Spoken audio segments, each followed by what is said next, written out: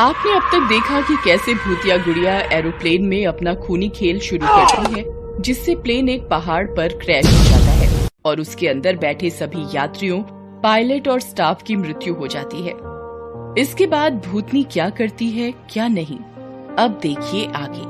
Plane crash होने के बाद भूतनी वापस अपनी गुड़िया के अंदर आकर वहाँ से गायब हो जाती है, जिसके बाद वो टापू पर इधर उधर घूमने लगती है। वाह, भले ही सफर कितना भी इरिटेटिंग क्यों ना रहा हो, लेकिन इसकी मंजिल बहुत खूबसूरत है। बस यहाँ अच्छा शिकार और मिल जाए, फिर तो मजा आ जाएगा। टापू की सुंदरता को निहारते हुए भूतिया गुड़िया वहाँ रहने वाले आदिवासियों के कबीले में पहुँच जाती है, जहाँ पहुँचकर वो अपने अगले शिकार की खोज करने लगती है। यहाँ लोग शहर या गांव से कुछ अलग दिख रहे हैं, कुछ नया और इंटरेस्टिंग होगा। इनके साथ अलग खेल खेलूंगी। इस पर गुड़िया कबीले में एक घर के सामने जाकर बैठ जाती है, जिस पर वहाँ खेल रही बच्ची बिजुरी की नजर पड़ती है। कबीले में पहली बार कोई नया खिलौना एक गुड़िया देखकर बिजुरी उस पर आकर्षित हो जाती है और भूतिया गुड़िया को अपने साथ घर ले आती है। ए बिजुरी, इस शहरी खिलौना कहाँ से ले आई? रास्ते में मिली, सुंदर है, मेरे को चाहिए थी इसीलिए ले आई, अभी मेरी ही है। पर ऐसा खिलौना कबीले में कैसे आया? सुबह पहाड़ के पास जो प्लेन क्रैश हुआ, मेरे को लगता वहीं से आई। मेरे को ये पसंद है तो अब से मेरे पास ही रहेगी। बिजुरी की जिद मानते हुए उसके मम्मी पापा गुड़िया रखने के लिए मान जाते हैं, जिसके बाद बिजुरी पूरा समय उसे अपने साथ लेकर घूमती रहती है और रात में भी गुड़िया को अपने पास रख कर ही सोती है। आधी रात होते ही भूतनी गुड़िया से बाहर निकलकर जोर जोर से हंसने लगती है, जिससे सभी की नींद खुल जाती है। पूरे परिवार को जागा हुआ देख भूतनी बिना किसी देरी के उन्हें अपने सम्मोहन में कैद कर अपने मन मुताबिक काम कराने लगती है। इसे कहते हैं अच्छा समय। अब मजा आएगा ना बीड़ू। भूतिया गुड़िया बिजुरी के परिवार से कभी कबीले में चोरी तो कभी किसी का अपहरण कराने लगती है, जिससे कुछ ही समय में सभी कबीले वाले बहुत परेशान हो जाते हैं। आखिर मेरे कबीले में ये क्या चल रहा है? ओए, कभी चोरी होती है, ओए, तो कभी किसी का अपहरण। ओए, आज से पहले यहाँ ऐसा कुछ नहीं हुआ, फिर अब इसकी वजह। सरदार, कल रात ही मेरे घर को गिरीश आया था, उसके वापस जाने के साथ ही मेरी 2 बकरियां गायब हो गई। हाँ, गायब हो गई। आपके ऐसा बोलने से याद आता है कि कुछ दिन पहले जब मेरी बेटी गायब हुई थी तो वहाँ बिजुरी आई थी। इसी के साथ कबीले वाले बिजुरी और उसके परिवार के अजीब व्यवहार और घटनाओं से जुड़े होने की बातें सरदार को बताने लगते हैं, जिन्हें सुनकर कबीले का सरदार कुछ लोगों को दामिनी, गिरीश और बिजुरी को सभा में बुलाने के लिए उनके घर भेजता है। गिरीश, गिरीश, बाहर को तो आओ।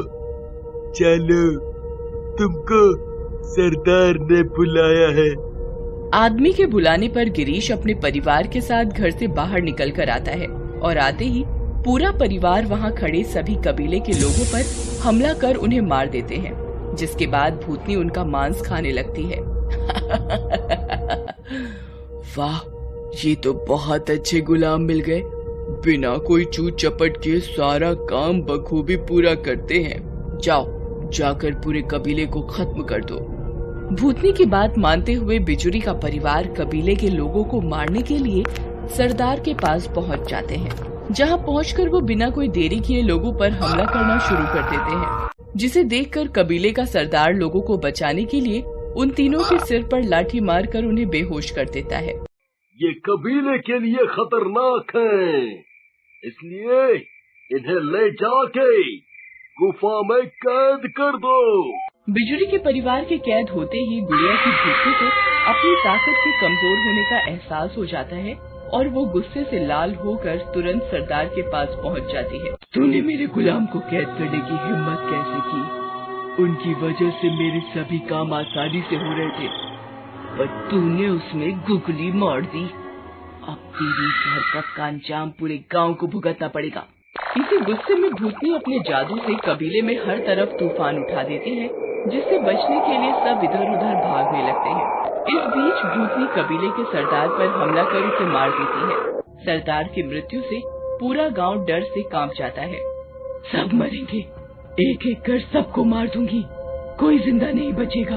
अब भूतनी कबीले वालों पर बिजली गिराने लगती है, जिससे पूरे कबीले में आग लग जाती है और लोग इस आग में जलकर मरने लगते हैं।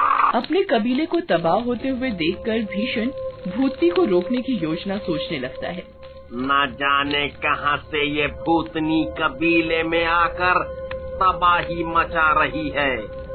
मुझे जल्दी कुछ करना होगा, नहीं तो ये पूरे कबीले को शमशान बना देगी। अपने कबीले को बचाने की योजना सोचते हुए भीषण एक पत्थर उठाकर भूतनी पर फेंकने लगता है, जिससे भूतनी का ध्यान भीषण की तरफ भटकता है और वो उस पर हमला करती है, जिससे बचते हुए भीषण वहां से भागना शुरू करता है। कबीले में एक जगह से दूसरी जगह भागते हुए भीषण उसी गुफा के पास पहुंच जाता है, जहां बिजुरी के परिवार को कैद किया होता है। यहाँ तो बिजुरी और उसका परिवार कैद हैं। एक तरफ कुआं, एक तरफ खाई, बीच में फंस गया भीषण भाई। क्या करें, क्या करें? इसी असमंजस में भीषण भूतनी के वहां पहुंचने से पहले बिना कुछ सोचे समझे गुफा के अंदर घुस जाता है। एक तरफ भूतनी गुस्से में गुफा के बाहर भीषण को ढूंढ रही होती है, तो दूसरी तरफ गुफा के अंदर बिजुरी और उसका परिवार उसे मारने के लिए आगे बढ़ रहा होता है। मैं तुम्हारे कबीले वाला हूँ गिरीश, तुम अपने ही कबीले के लोगों को मारोगे। रुको रुको, अरे कोई तो इन्हें रोको, बचाओ। भीषण के चिल्लाने की आवाज सुनकर भूतनी गुफा के पास आ जाती है। मुझसे बचने के लिए मेरे ही गुलाम के पास पहुंच गया।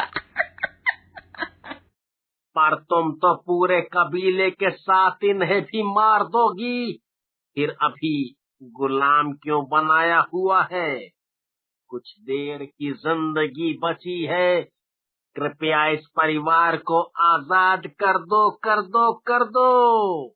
मरेंगे तो सब, पर चल तेरी आखिरी इच्छा समझकर इन्हें आजाद कर देती हूँ।